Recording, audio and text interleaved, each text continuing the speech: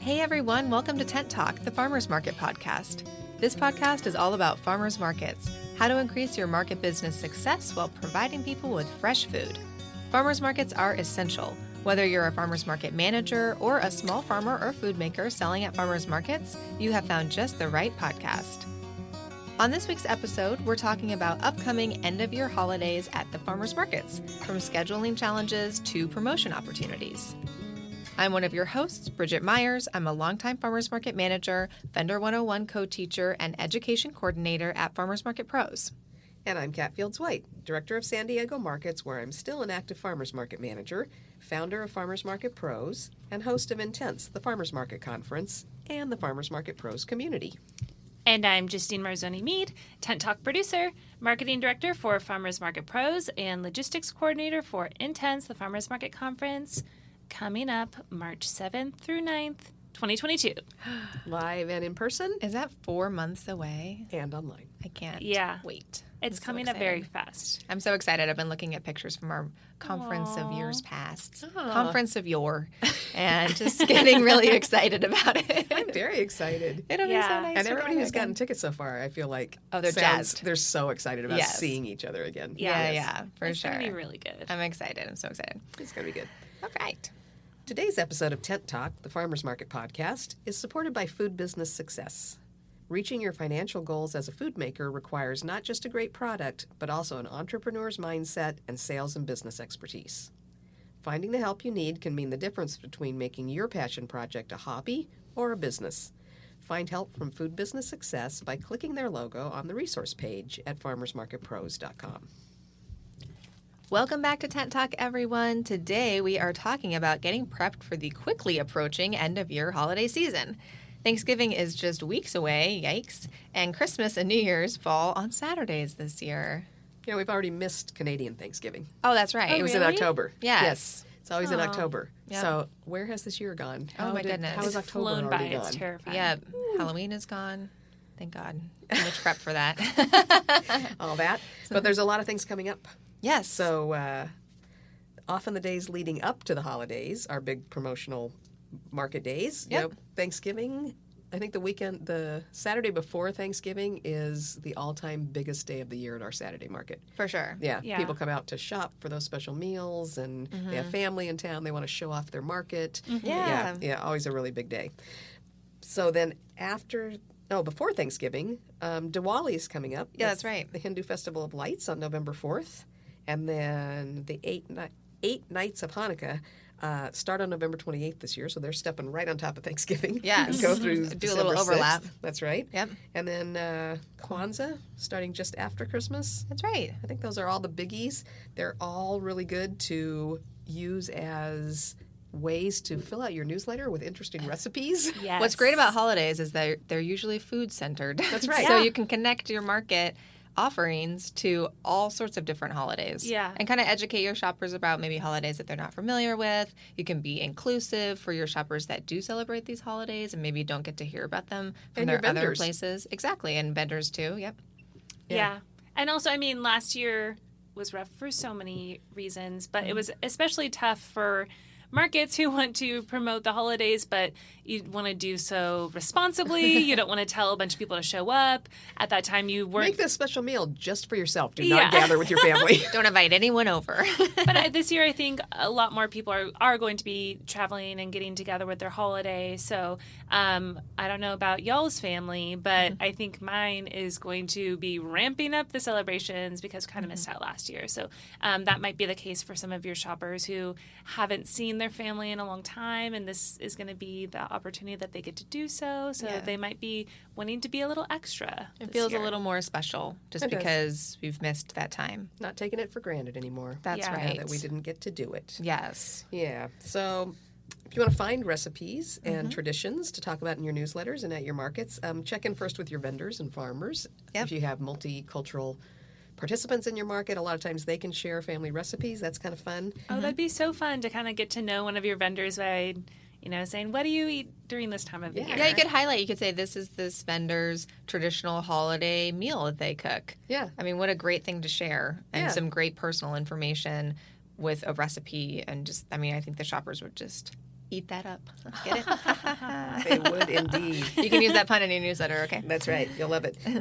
If you don't have any vendors or farmers that can share those recipes, use the Google. It's pretty simple to Google Hanukkah or Diwali recipe and see what pops up. All kinds of good things. So. I'll give you a recipe Googling tip that I've learned over my many years of Googling recipes, is that if you say, whatever kind of recipe, or even just like Honeycrisp apples recipe, if you say recipe blog, it'll typically send you to like a better recipe page that might have like a little story and stuff, but you won't get those like, what is it? Absolutely Like right. So Eat Well or whatever, exactly. like where it's just this big like grid of random recipes that, that's they smart. don't have like a story, and it's fine, but I kind of like the little like We like to keep it small and local as opposed Smitten to the big Kitchen and corporate. stuff. Yeah, like those Yeah. blogs that have like a warm story, and they usually will say in the recipe like, go to your farmer's market and pick up Honeycrisp apples, they're in season, or something like that. So it kind of is a better tie than just sending them to like, some milk company's like recipe blog about mashed Or a potatoes giant whatever. cooking light thing Yeah. that has so much stuff accumulated. Yeah. Actually, not really having to do with the holidays, but that's another tip about when you're going to link to a blog that has a recipe, which is an awesome idea in your newsletter. Yeah. Be sure and read that blog first and Yeah. make sure that they're not calling out, use frozen vegetables Yeah, or, Yeah. get Kraft cheese. yeah, Smart. exactly. Yeah, calling Yeah. out those brand names or saying to get your apples at Trader Joe's. We want to make sure you're not pushing people that direction. Definitely a training that we do with lots of employees. We're like, read the whole thing. That's right. That's right. It's Yeah. important. Yeah. And be aware. You got to keep this in mind. Be aware of some sensitivities around the history of some holidays, so that you're not enforcing stereotypes and things when you're talking about Thanksgiving. Yeah. Just be careful what you say. We're all trying to be more culturally sensitive nowadays, and make sure you take that into account when you're writing your email newsletter blurbs, or when you're putting together things that happen at your market activities and things. Yeah, for sure. And also just recognizing that, like, the holidays aren't always a very happy time right. for people. And some sure. people, it kind of turns them off to where it's like a certain time of year where just like family, family, family, or get together with your loved ones. And so, depending on, I'm sure every market manager has their own tone and, their own connection with their community. So you can find ways to turn that into the vibe of your market and, and the voice of your newsletter. But be sensitive And still be about inclusive. that. Yeah. That people are on different things, especially after this last year when a lot of people lost people. Yeah. Lost Gotta people, or like families have been torn apart because of politics, or True. anti this, anti that, and Yeah. so it's like maybe they aren't getting together because they don't have the same view on that. So kind of being sensitive to that, and it's the same thing. And we've always done this too when we write about Valentine's Day or Mother's Day or Father's Day. I will always be sure to say like, hey, this Valentine's Day, like, you can make this romantic dinner, or like make yourself something that makes yourself feel good, or like right. have a friend over and try this tea. Invite your Yeah. Galentine. Get your Galentine, I or love like buy Valentine's Day. yourself some flowers today. Like this day is about loving yourself. Or for Mother's Day, like, hey, who's your market mother? Like, who's a woman at the market that feels motherly to you? Or, is your neighbor, a mother that has kids far away? Like, get her flowers instead of always talking about like, do this for your mom, because there's many shoppers and just people in the world who have lost their mother or don't have a relationship with their mother. So just being sensitive about that stuff. I know we're just farmers market folk, but like if we can show that kind of sensitivity, I think it goes a long way. Yeah. Absolutely. With your shoppers. And what's nice about it is like the farmers market is family. I mean, for Yeah. us, like Sure. that's our family, and for a lot of the shoppers, they saw us more regularly than they did their own family last year when they couldn't really get together. So you can always use that messaging too. If come see your farmers market family, Yeah, that's great messaging. Yeah, commune with your local farmer or whatever, and yeah. exactly. I love that. Be grateful for farmers. That's a good Thanksgiving message. Right. Yeah, exactly. And we have done stuff like that too, where it's like write a little note of thanks to your farmers and say like, thank you for growing food. We've encouraged like, hey, ask your kids to, pick a favorite fruit or vegetable that they love that you get at the market, and, thank you for growing the carrots that I put in my lunch every week or whatever. So Yeah, lots of good thankfulness activities. yeah, it's a Yeah. good practice for everybody it's a good practice for everyone in the world to do that with everybody else. But this is especially nice for the farmers. It's cool. Yep. So then we approach holiday market schedules, which Yeah. was Which is another tricky interesting this thing. year. Yeah, it's tricky Yeah. this year because, as you say, everybody's going to want to go see their family this year. Last year it was interesting. Even farmers and vendors that typically opted out of holiday season markets because they wanted to. They were traveling to see family or they were going to gatherings. We had so many people say, sure, I'll be there on Christmas Eve. Where the heck else am I going to Yeah. go? We had like no call Nothing better to do. Yeah, exactly. This year, other end of the spectrum, lots of people are gathering. Lots of people are going to be intent on getting together with their friends and families. And Christmas falls on a Saturday, as does New Year's Day. Yes. Which I was excited because I was like, oh, we get Christmas and New Year's Day off. But then I found out we're open New Year's Day. We're typically open New Year's Day whenever that falls on any market. We're always open on New Year's Day because people are so intent on New Year's Day of making those resolutions that this year they're going to eat healthy, they're going to buy local. So they come out to the farmer's market, albeit to buy cupcakes, but they're doing it at the farmer's market. And they're walking. That's right. exercise. They're walking From to the their market. car. Yeah. That's right. So New Year's Day tends to be a big day. Now, that being said, I will say that I would never have considered closing a market on New Year's Day or not opening on New Year's Day. But this year, we're actually going to do a survey of our farmers and vendors and see how they're feeling. Again, because this last 18 months, 20 months has been so rough that it's possible that they're going to really appreciate it if we can give them an out and let them take a day off. And it would not be confusing to customers if we were closed on New Year's Day. That would be reasonable. It does mean that we'd be closed 2 weeks in a row, which is really bad. You never want to do that. Except for our Wednesday market. But that's true. We have Wednesday markets now. We're in the neighborhood that we're managing markets, so we could tie that together. So if the weekday markets can keep people shopping at markets, it might be, I can't believe I'm saying this, but it might be a good opportunity for a Saturday market to close and give people a little rest. I don't even know who you are anymore. The cat is softening, everybody. You're softening. It's true. This last year has weakened me. Harden you in some ways, weaken you in others. That's It's true. fine. It's fine. That's It's all true. a balance. Yeah. But it is nice. I mean, at least you're not closed and then open and then closed. I mean, you're not hopping weeks, so it's like 2 weeks in a row, so you can kind of give that notice to your shoppers if you are going to decide to be closed on New Year's Day. And then your farmers and vendors can take that 2-week hiatus. Right. Another thing to consider is that farmers might need that day to, if they can't be closed 2 weeks in a row because it's like 2 weeks of income that they need. So they may want to be there. That's why we're going to survey. Yeah. So just kind of feeling out what your vendors and farmers need from you, what you need from them, and kind of figuring out what works best for your market. But do that now. Yeah. We're getting started on that We're this already week. behind. Don't wait till the last minute. Don't be wishy-washy about it. Like, make a decision. Yeah, and then for be sure. clear Be and clear. decide it and post it everywhere. These That's are right. business people, and your shoppers need to know. Like, do I They need to need to know. make They plans? need to make a plan, for sure. And you can always like recommend, like, if you have another market during the week for people to shop there, or if you have a market that you like that people can shop in between. Obviously, you don't want to give people a new habit of not coming to your market, but give them a place to shop local so that they don't turn to the grocery store. That's right. Yeah, because that's the only danger about being closed 2 weeks in a row is that they'll go somewhere else and find out it's easier to park and you only have that one one cash cashier to register. deal with. Yeah. So you do want to promote those markets that are open. I do think it's really acceptable to be closed on the Saturday that's Christmas, and I expect that most markets in the country will do that. Even if you don't celebrate Christmas as a religious holiday, Christmas is a thing in America that people of all faiths recognize Christmas as a secular holiday. The schools are closed, government offices are closed. Yeah, it's a federal holiday. Yeah, so.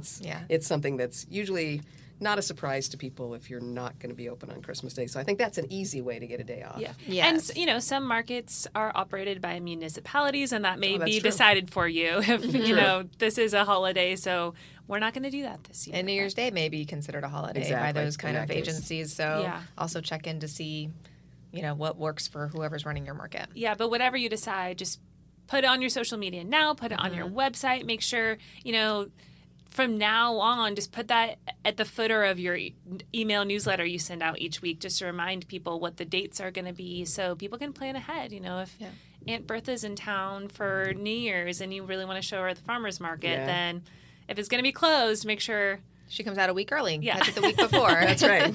But it's good. And a reminder to update your Google business listing, your That's a Yelp really good tip. page, the hours on your Facebook page, like all those places where your hours are listed. You can go in there, and there's usually an option for adding altered holiday hours. And Christmas and New Year's and Thanksgiving, those days will be in there where you can add special hours, or you can say that you will be closed. Usually Google will email you and say, are you going to be open on this day?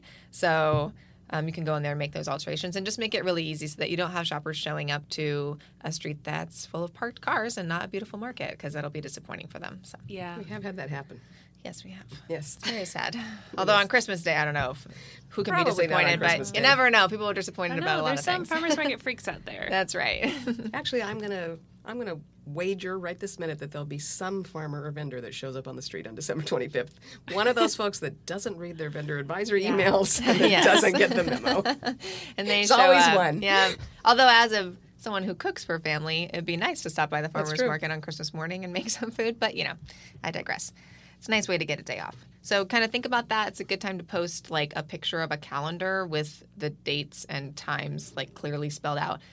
List the dates that you will be open as well as the dates that you'll be closed, even if it's just like Saturday, December, whatever, open. December, Make it open, really and then say obvious. close. Like real obvious, spell it out for everybody because there's just so much confusion around the holidays with special events and just everyone's calendar gets crazy. So just make sure you let everyone know clearly. And that is really helpful when you post that stuff on social media too, because that is another way to get your vendors' attention. Yeah. Sometimes we'll post stuff on social media and it gets way more traction than the important vendor advisory urgent So emails true. we send them. So And so true. what's great is if you post it from your farmer's market, you can send it directly to farmers and vendors, or you could tag people, and then it's super easy for them to reshare it and get that message to all of their followers as well. Yep. So it kind of spreads the word, sometimes a little easier than email, although email is super important. It's just another way that you can get that word out there. So You have to come at it from a couple different angles. So. yeah. Every way you can get to people. Every It's way. important for Pigeon everything you carrier. want to tell them. It's also the whole season, too, is an opportunity to add special events or add additional vendors or maybe add some non-food vendors that you don't typically have at your market and let people do gift shopping locally. Yeah. So Yeah. this is a good time of year for all kinds of things to change up a little bit. Yeah. Kind of makes up, too, for being closed on a big shopping day if maybe you can generate more traffic and more vendors on days leading up to that. Yeah, for sure. We always do a really big market alongside the tree lighting in Little Italy in the neighborhood. So the association puts on the tree lighting, and then we run this big gift market at the same time. It's on a market day in the evening, so our vendors are there in the morning from 8 to 2. It's a long day. It's a long day for us all. And then they break down and they run down the street and pop up again in a different part of the neighborhood. And then we have a big event. So Just some of them. not just all some of the them, vendors. not all of them. So I don't know if that makes it easier All of or harder. us. All of us, we're running. So, but it's a good time, and it's always a really busy event because it's at the beginning of December, and we kind of market it as get your holiday shopping now, don't wait till the last minute. So it's a nice turnout, and it's a really nice way to just get that extra shopping money in your vendors' pockets just to kick off the season for them. And remind people that, what's really nice about that event is it's right at the beginning of December, and the vendors participating and our team, it gives us a chance to remind people that, hey, you can shop for gifts. Maybe these are people that don't usually come to the farmer's market. And we can say, look, there's local crafters and local artisans, and there's honey and jam and coffee beans and wonderful things that can go in gift baskets. And you can get them all month at the farmer's market. Yeah. Our flower grower brings his little Christmas trees, mini trees and poinsettias, and we have farmers that do wreaths and things like that they can't actually sell at the farmer's market because it's a value-added thing. California, want. But they can sell it at the Christmas Village and then say, hey, come get these beautiful flowers and peppers and pumpkins and things like that at our farm stand at the market every Saturday. So it's a nice way to cross-promote your market. Yeah, it's true because it attracts kind of maybe some different type of people that are more doing the nighttime stuff, or they're just taking their kid to go see the Santa at the tree lighting, but it kind of reels them in to be look, you could do this every single week. So. Yeah, That's right. Exactly. Yeah. It's Cross great. promotions are everything. That's right. There are a lot of crazy logistics this time of year. So just like we break down the market, run down the street, set it back up, there's a lot of things going on all month. If you've got an afternoon and evening market, you may be hauling lights by now. Oh, yeah, definitely. Yes, the time change cometh. Yep. Some people do holiday pop-ups and indoor markets, and so there's still some issues out there, depending on what part of the country you're in, on indoor markets and spacing and distancing and possibly masking in an indoor environment. So there's lots of things to think about this year again. Yeah, I'm sure those folks are juggling all those things that we were all juggling for, a year and a half. But if we're just doing outdoor, it might be a little bit less. Or you may have mask mandates that come back into play during the winter months because there's other kinds of spikes happening. So just keeping up on those kind of standards and requirements for events. Yeah, we are also discussing this year. I'm helping Bridget with another huge local event, but just making sure that you get all your vendors, like get your porta potties ordered, because there's a lot of events that are rearing back into action this year, and you don't want to be the poor market manager who doesn't have a porta potty That's right. on that special pop-up that you're planning. So make sure, you get all of that. I know all of y'all are pros out there, but just think of little things that, it's been a year since we've been throwing these big special events. So, or 2 years now. So, so get all those little things that are easy to forget, get them taken care of Remember ahead of that time. staffing is stretched and things like that, like parking enforcement. At this other event, we have to get security for the beer garden, and all the security firms are really stretched with staffing. And so we did book that, but they were like, well, this is like our last people that we can assign for this weekend. And so I'm glad we booked, because we would have missed it and had to go find people elsewhere. So sign printing, all those kinds of things, like if you need extra barricades and things like that, like make sure you get that ahead of time and book them now, because there's so many holiday events happening that you want to make sure that you have access to all that stuff. Yeah, Yeah. and support services are just like everybody else. Staffing is really a challenge this year. Yeah. For sure. Especially if you are going to stay open on that Christmas morning or that New Year's morning. Like, imagine trying to call somebody at 4 a.m. on New Year's Day, to get them out to help you on something. It might be even more difficult. So. Yeah, just taking that into consideration like everything else. What else? What else might be back this year during the holidays? Chef demos? Chef demos is Maybe. always That good. would be really fun. Yeah, people love to cook during the holidays, so having a chef come out and show people how to make a new dish, like a dish to impress. Like me, I'm going to be going to all my family events, and everyone's going to be shocked that I'm actually going to be cooking things, because it's something that I learned how to do during the pandemic days. It's So time to show off all those domestic skills everyone's developed. that's right. Silver linings. Silver linings. I learned how to cook, but it's it. nice to have chefs come out and teach you how to do something cool or new with produce that's available at the market, anytime, so those are good things to have back at the market if it's safe to do so at your market right now. Live music, you can get like carolers and holiday cute. music. If you're celebrating, some kind of different cultural event, or if there's music that goes along with other holidays that maybe you're not familiar with, it'd be great to get a group in there to sing some music for that event. And so you can learn something, you can kind of share that with your vendors and shoppers. Arts and crafts, too. Same For kind of sure. thing, Yeah. especially if you can do a variety of cultural events. Yeah. Get them out there for the kids. Yeah. Everybody loves bringing their kids out for arts and crafts events. Yes. Yeah, make you those could turkeys. maybe even have like a vendor that sells wreaths. Maybe Yeah. you could buy the ingredients for a wreath and have it a wreath making booth or something like that. Yeah, that's a Super great fun. idea. Yeah, wreath making. You can make flower arrangements for table settings, napkin holders. There's so many things. Just think about the things that you have at your holiday celebrations, and then could that be a craft? Bring those raw materials and just have the kids put it together. It's so much fun, and people love to bring their kids out for that kind of stuff, and then they'll shop while they're there. Because right. kids Yeah. inevitably get hungry, That's right. even if you bring snacks. Photo booths. Photo Always booths? fun. Yes, that'd be whether you do it fun. with Santa or whether you create some giant cardboard boxes wrapped as gifts so that people can take pictures in front of them. All kinds of fun ways you can get people to come out and stand around now that we're allowed to have people come out and stand around again. Yes, we were thinking about Santa. I think at our tree lighting, they decided to do digital Santa messages, because kids sitting on one old man's lap over and over again, that Yeah. sounds like a super spreading Yeah. situation. Not happening this idea. year. So I think this year in our neighborhood, Santa's going to be up on the balcony waving to people. Kids are going to have the opportunity to send him messages. And instead of pictures on Santa's lap, we are going to have something like pictures in front of giant presents. Cute. Yeah.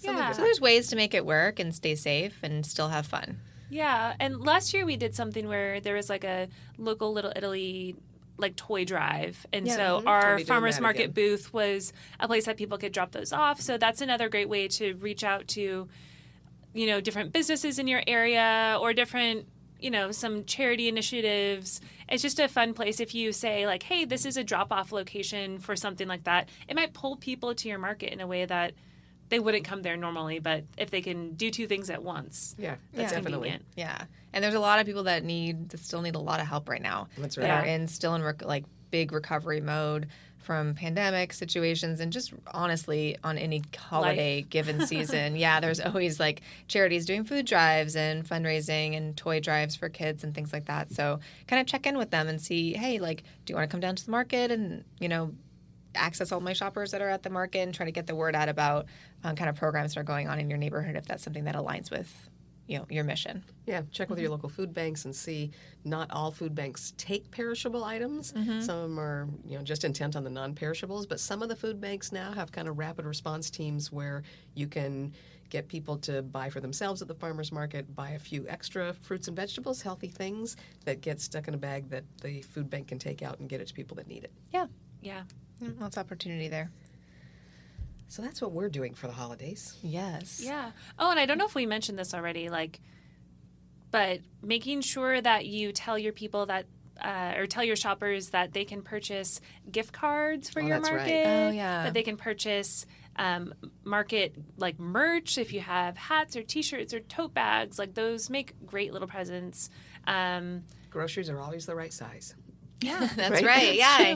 Groceries make great gifts. And I know we had talked about this, I think last holiday season, we were saying you could give, friends or family that may be struggling with food security, gift cards to the market as a way to it's a gift and it's also helping you.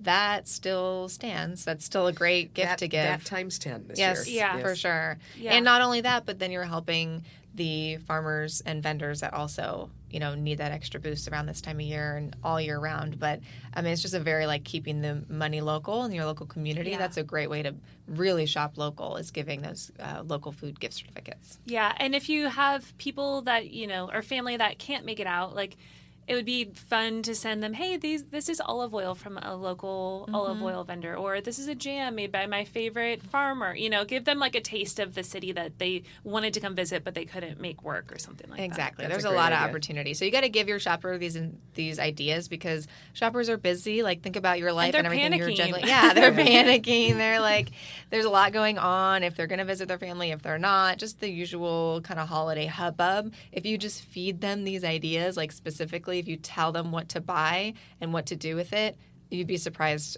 how easily it is to get them to listen. And they'll be grateful that you just told them what to do and gave them a good idea and they didn't have to think too hard about it. Yeah. So, Absolutely. yeah. Everybody just wants a little direction. Heavens Yeah. knows I do. I love it when people tell me what to do. Yeah. Just tell me what to buy for who. I did this, I think it was for Mother's Day on social media.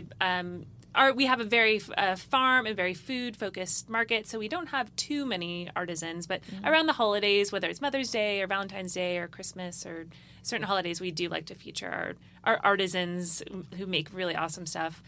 We give them a little bit more of a spotlight. So I think it was for Mother's Day, I did a Mother's Day gift guide for different types of mom. One was the very classic, the classic bougie mom who would want jewelry, and I highlighted one of our jewelry makers, and then one was the hippie mom, and then I think that I highlighted this gal that makes really cool macrame stuff, and so I kind of just it was a little cheesy, but I just kind of gave directly where you could go for different types of moms.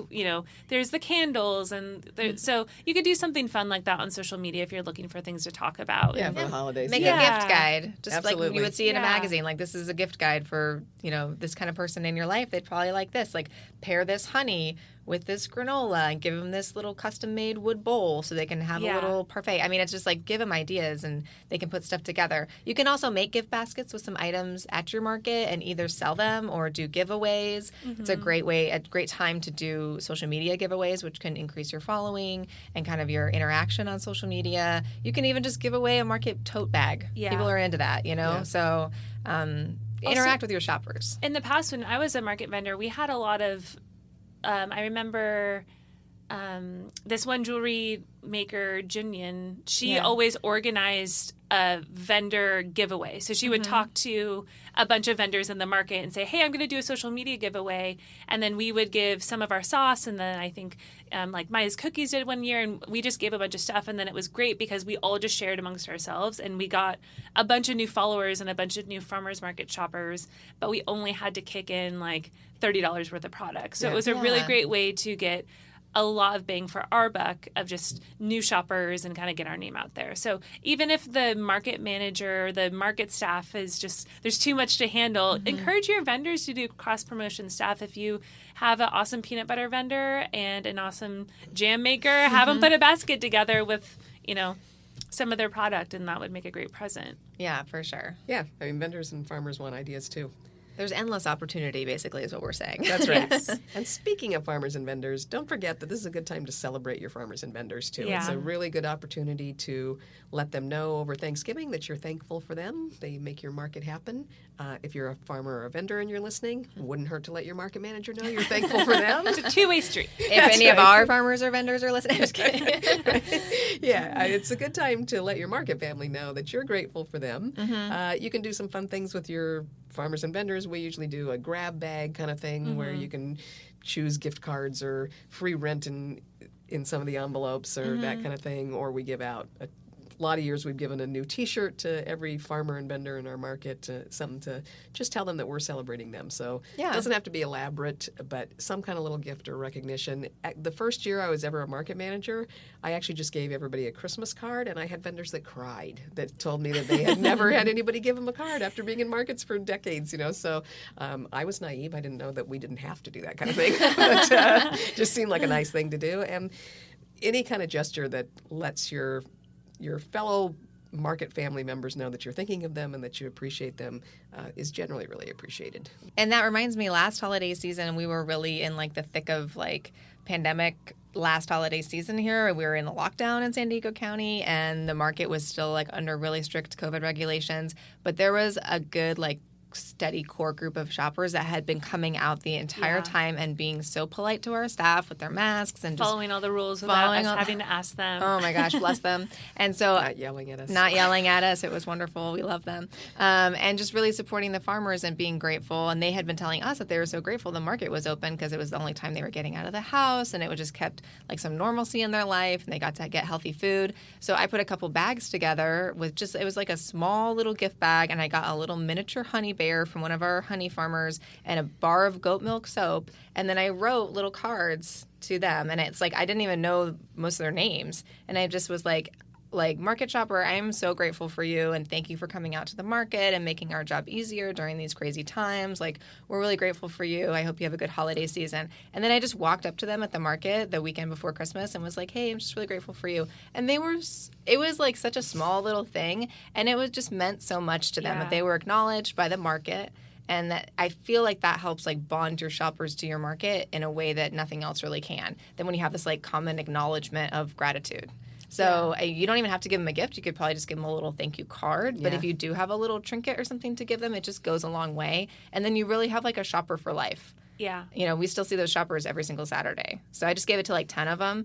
The 10 that I really felt really connected to that had helped me endure those crazy times. And so, you could do that again this year. Yeah. There's lots of cute ways you can do that and just reach out. Email newsletters can sometimes be a little impersonal, but if you do had a list of shoppers of addresses, you could just send regular Christmas cards or New Year's cards. That would be great. That was something that we did a couple years when we were selling hot sauce. We had a list of anybody had purchased online or anybody that had, if we had their address, we just, even the people that we got our peppers from, we just sent them just kind of a company Christmas card. But it's really nice, and I think people do like those. Yeah, for sure. I appreciate it. Yeah. Yeah. 'Tis the season. 'Tis the season to be appreciative of each other. Yes, it'll help lower your stress, I promise you. It'll make you feel good. So, and on that note, I just want to remind you that we're thankful for all of our listeners. Oh, so we really thankful. are thankful for you guys. We really love doing this podcast, and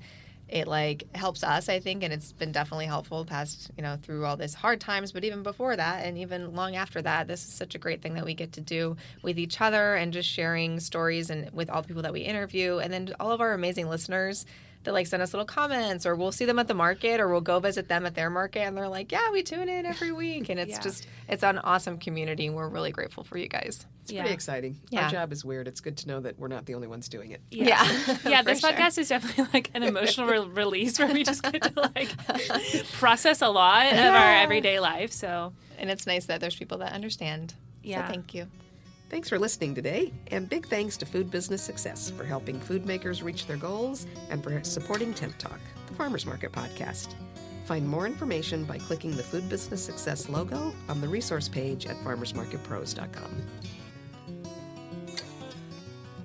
Farmers markets are all about connection, and all of us, operators, farmers, and vendors, keep learning. Join us and your fellow market participants at the 6th Annual Intense the Farmers Market Conference in San Diego, California on March 7th, 8th, and 9th, 2022 to grow your market and your community. Connect with people just like you from various parts of the country and share what's happening in your area in the terrific conversations over in our private Facebook group, the Farmers Market Pros Community. If you're actively involved in a farmers market, please find us there, answer the 3 qualifying questions, and join the group. You can also message us on Instagram at Farmers Market Pros or email us at connect@farmersmarketpros.com. If you're just getting started in farmers markets, check out our Vendor 101 online course at farmersmarketpros.com. Thanks for listening to Tent Talk. Please leave us a review on iTunes, Stitcher, Spotify, YouTube, or wherever you access your podcast, and tell us and others how you're enjoying Tent Talk. If you are listening on YouTube, give us a thumbs up, and be sure to subscribe to our podcast so you don't miss the next episode. Tent Talk, the Farmers Market Podcast, is proudly produced by Farmers Market Pros, where passion meets profit. Today's episode was recorded and edited by Justine Marzoni Mead. Original music by David Mead. Thank you so much for listening today, and we'll have another great episode next week. Tune in.